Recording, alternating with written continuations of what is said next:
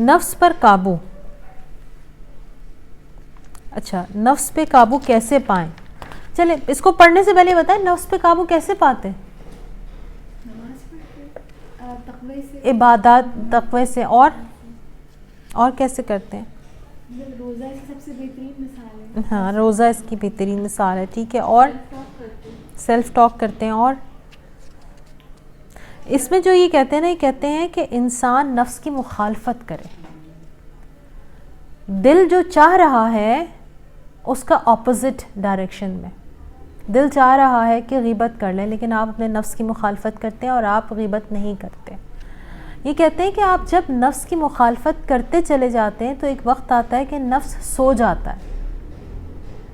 جیسے ضمیر بھی سو جاتا ہے نا کچھ عرصے کے لیے، لیکن جیسے ضمیر ہمیشہ کے لیے نہیں سویا رہتا، اسی طرح نفس بھی ہمیشہ کے لیے نہیں سویا رہتا.